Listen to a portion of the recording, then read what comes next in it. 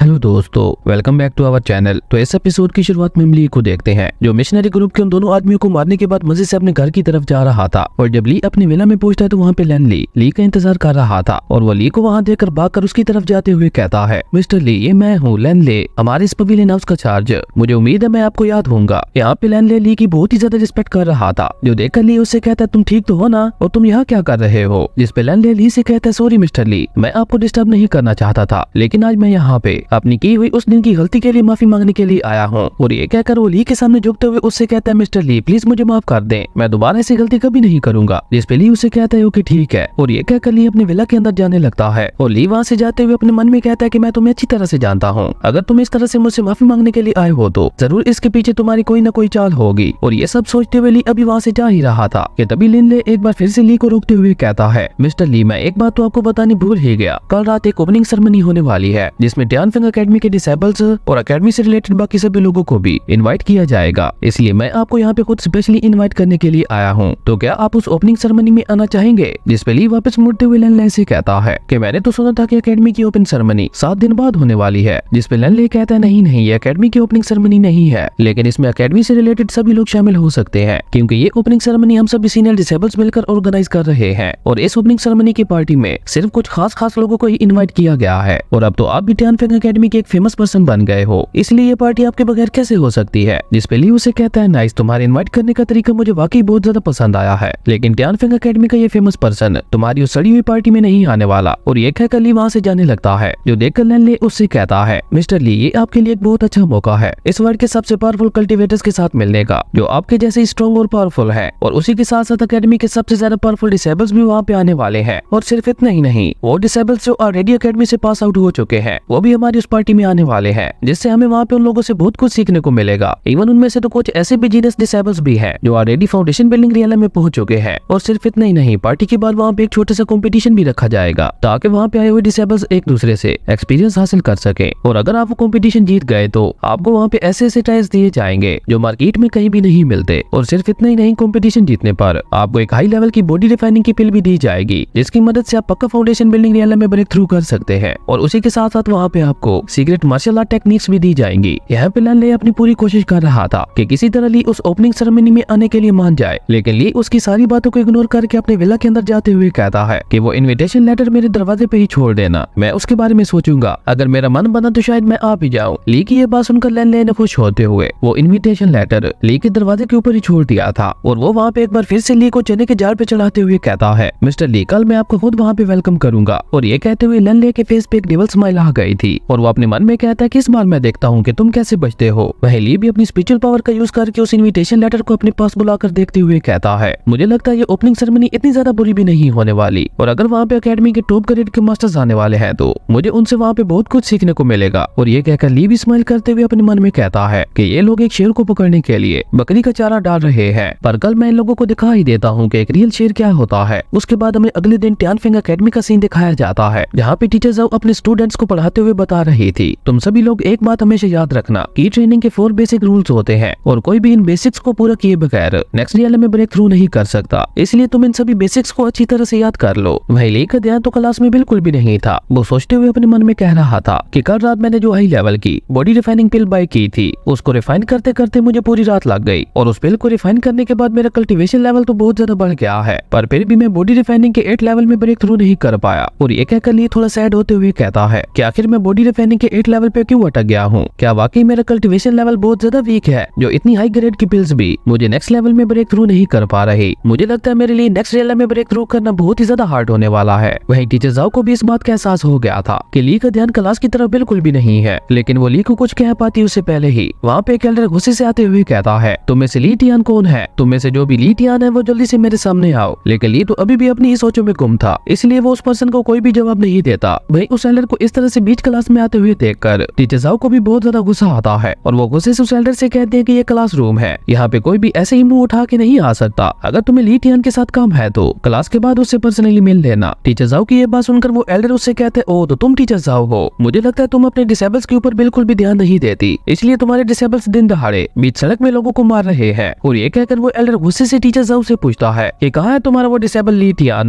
जल्दी से उसे मेरे हवाले कर दो। जिसमें टीचर जाओ उस एल्डर से कहती है, मुझे लगता है तुम्हें कुछ गलतफहमी गलतफहमी हुई है। मेरे डिसेबल ली टियान ने किसी को भी नहीं मारा और तुम्हारे पास तो इसका कोई एविडेंस भी नहीं है। इसका मतलब है तुम ली के ऊपर झूठा इल्जाम लगा रहे हो। और तभी ली, जो अभी अभी अपनी सोच से बाहर आया था, वो उस एल्डर से पूछता है कि तुम मुझे क्यों ढूंढ रहे हो। जिसपे वो एल्डर ली के पास जाते हुए उससे कहता है कि मैं टियानफेंग एकेडमी के गार्ड हाल का जाई किन टियान हूँ और मुझे तुम्हारे बारे में रिपोर्ट मिली है कि तुमने दिन दहाड़े बीच सड़क में किसी को मारा है, इसलिए तुम्हें मेरे साथ आना होगा। मैं तुमसे कुछ पूछताछ करना चाहता हूँ। जिसपे टीचर जाओ एक बार फिर से आगे आते हुए उस एल्डर से कहती है, लेकिन तुम्हारे पास ली के खिलाफ कोई भी सबूत नहीं है, तो फिर तुम इसे अपने साथ नहीं ले जा सकते। और ये मत सोचना कि अगर तुम हाल गार्ड में से हो तो तुम किसी को भी ऐसे ही मेरी क्लास से ले जा सकते हो। पहले मेरे पास ली के खिलाफ सबूत लेके आओ, उसके बाद मैं कुछ सोचूंगी। पर अभी टीचर जाओ ये सब कह ही रही थी कि तभी वहाँ पे हाल गार्ड के काफी सारे सोल्जर्स आने लगते हैं, जिन्हें देखकर क्लास के सभी डिसेबल्स बहुत ही ज्यादा हैरान हो गए थे। और वो सभी आपस में बातें करते हुए कहते हैं कि हम लोगों ने सुना है कि जो भी एकेडमी के रूल्स को तोड़ता है उन्हें हाल गार्ड्स के हवाले कर दिया जाता है। और उसके बाद उसके साथ क्या क्या होता है ये कोई भी नहीं जानता। और उसके बाद वो सभी लोग इसी तरह से उन हाल गार्ड्स को लेकर आपस में बातें करने लगे थे। उन गार्ड्स को वहाँ देखकर टीचर जाओ भी अब मजबूर हो गई थी, इसलिए वो भी कुछ भी नहीं बोल पाती। जो देखकर वो एल्डर टीचर जाओ से कहता है, तुम्हें एविडेंस चाहिए था ना, तो लो ये है एविडेंस,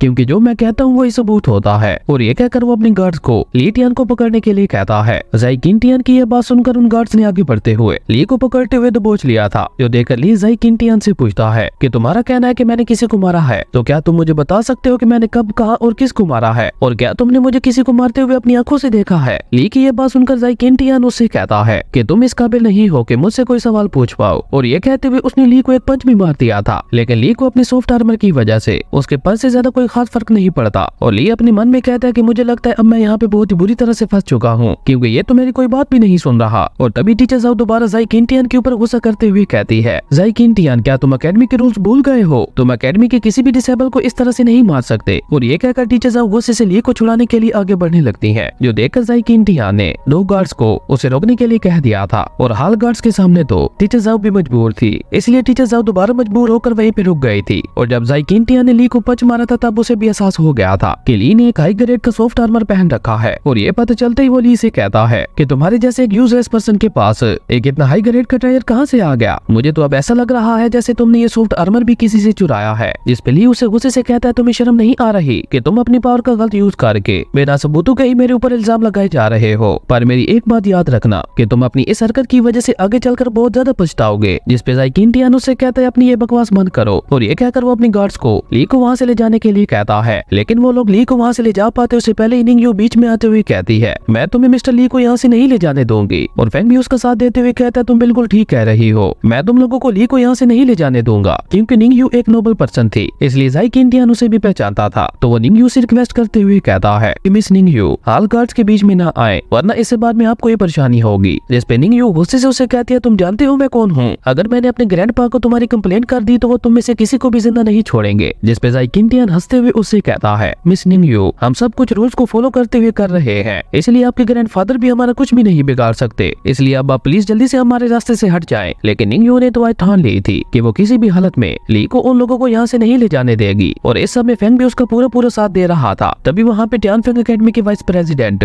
युआन वो आते हुए जाई किन टियान से कहते हैं, जाई किन टियान, मैंने तुम्हें उस लड़के को पकड़ने के लिए भेजा था, तुम यहाँ पे क्या टाइम पास कर रहे हो? मुझे लगता है अब तुम उम्र के साथ साथ लेजी होते जा रहे हो। अब वाइस प्रेसिडेंट को वहाँ देखकर सभी को एक बहुत ही बड़ा झटका लगता है। तभी जाई किन टियान युआन को ग्रीट करते हुए कहता है, मास्टर हमने इस लड़के को पकड़ लिया है, लेकिन मिस निंग यू हमारा रास्ता रोक रही है, इसलिए अब प्लीज आप ही कुछ करिए। जाई किन टियान की ये बात सुनकर युआन वो वहाँ पे निंग यू के साथ साथ सभी डिसेबल्स की बेइज्जती करते हुए कहता है, क्या तुम सभी लोग अपने मैनर्स भूल गए हो? और इसी के साथ हमारा ये अमेजिंग एपिसोड यहीं पे खत्म हो गया था। दोस्तों अगर आपको ये वीडियो अच्छी लगी तो लाइक कर दें और अगर चैनल पे नए आए हो तो सब्सक्राइब करते जाना। तो मिलते हैं एक न्यू वीडियो में, तब तक के लिए बाय।